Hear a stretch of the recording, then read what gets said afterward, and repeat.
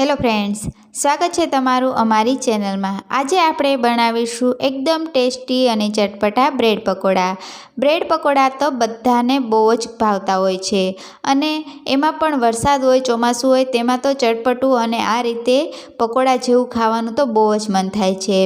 તો હવે બહાર ક્યું જવું, ઘરે જ તમે બ્રેડ પકોડા ટ્રાય કરો। એકદમ બજારમાંથી જે રીતે આપણે પકોડા લાવીએ છીએ તેવો જ ટેસ્ટ આ પકોડાનો આવે છે। તો તમે આ રીતે પકોડા ટ્રાય કરો। તો ચાલો જલ્દીથી આ રીતે બ્રેડ પકોડા બનાવવાનું શરૂ કરીએ। બ્રેડ પકોડા બનાવવા માટે મેં તળવા માટે તેલ લીધું છે। 4 મેં બ્રેડની સ્લાઇસ લઈ લીધી છે।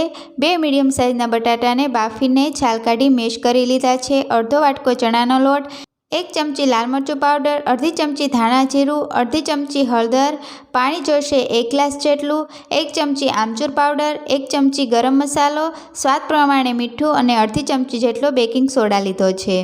સૌથી પહેલાં આપણે મસાલો બનાવી લઈશું। તેના માટે એક પ્લેટમાં આપણે જે મેશ કરેલા બટેટા છે તે લઈશું અને સારી રીતે એને આ છૂટા પાડીશું। હવે તેમાં આપણે 1 ચમચી લાલ મરચું પાવડર નાખીશું, અડધી ચમચી ધાણા જીરું નાખીશું, અડધી ચમચી હળદર નાખીશું। પછી આપણે તેમાં 1 ચમચી ગરમ મસાલો અને 1 ચમચી જેટલું આમચૂર પાવડર નાખીશું અને સ્વાદ પ્રમાણે મીઠું નાખી દઈશું અને બધું જ સારી રીતે હાથની મદદથી જ મિક્સ કરી લઈશું।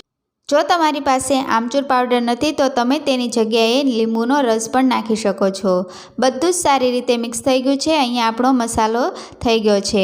હવે આપણે બીજા એક બાઉલમાં અડધો વાટકો જેટલો ચણાનો લોટ નાખીશું। હવે તેમાં આપણે પાણી નાખીશું અને બેટર આપણે એકદમ જાડું રાખવાનું છે। જે રીતે આપણે બટેટા વડા બનાવીએ છીએ તે રીતનું જ બેટર આપણે બનાવવાનું છે।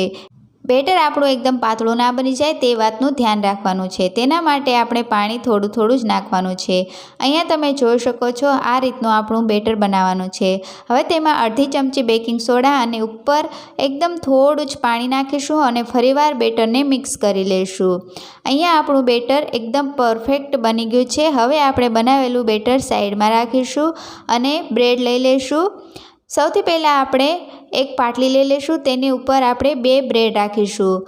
બ્રેડની ઉપર આપણે બનાવેલો બટેટાનો મસાલો છે તે પાથરી દઈશું। સારી રીતે તેને બ્રેડની ઉપર આપણે પાથરવાનો છે।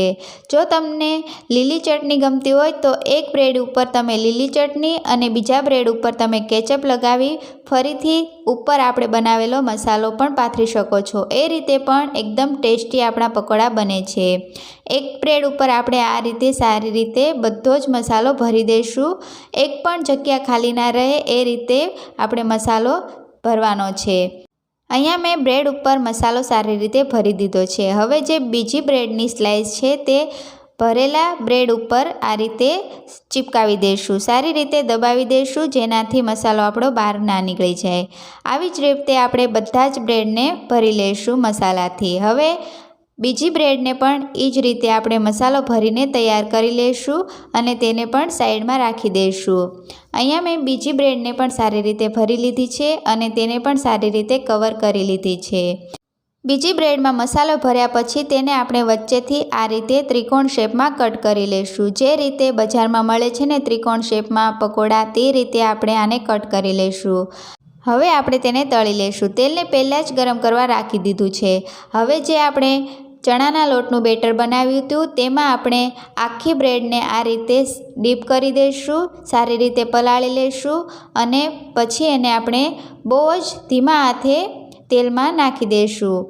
સારી રીતે એને ડીપ કરવાની છે જેનાથી મસાલો બહાર ના નીકળી જાય અને ધ્યાનથી આપણે તેને તેલમાં મૂકી દઈશું।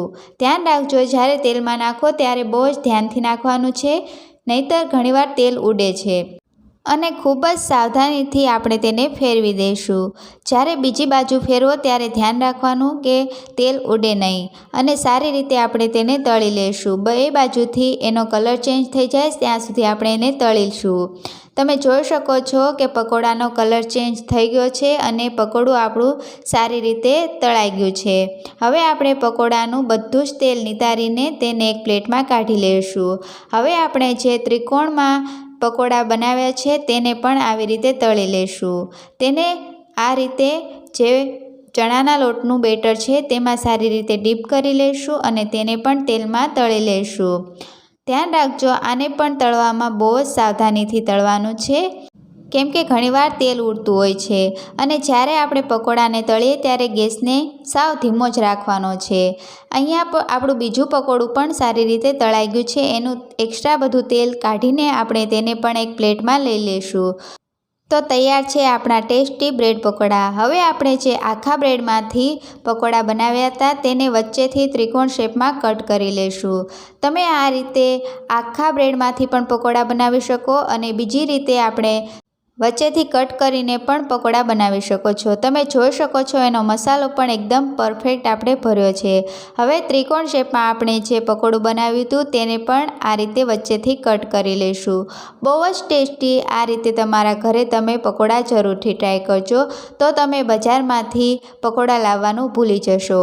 તો તૈયાર છે આપણા ટેસ્ટી બ્રેડ પકોડા, તેને આપણે એક પ્લેટમાં સર્વ કરી દઈશું। તેની સાથે મેં એકદમ ટેસ્ટી ખજૂર આમલીની ચટણી સર્વ કરી છે। તમે આને કેચઅપ સાથે પણ ખાઈ શકો છો। બહુ જ ટેસ્ટી અને લાજવાબ આપણા બ્રેડ પકોડા બની ગયા છે। તમારા ઘરે તમે ચોમાસામાં આ રીતે બ્રેડ પકોડા જરૂરથી ટ્રાય કરજો, તમારા બાળકોને પણ આ જરૂરથી પસંદ આવશે। અને તમારા ઘરે આ રીતે બ્રેડ પકોડા બનાવ્યા પછી અમને કમેન્ટમાં કહેજો કે તમને અમારી આ રેસીપી કેવી લાગી। જો તમને અમારી આ વિડીયો ગમ્યું હોય તો વિડીયોને લાઇક કરી દો, અમારી ચેનલને સબસ્ક્રાઈબ કરી દો અને બેલ આઇકનને જરૂરથી પ્રેસ કરજો। મળીશું આવા જ નવા વિડીયોમાં નવી રેસીપી સાથે। ત્યાં સુધી આવજો।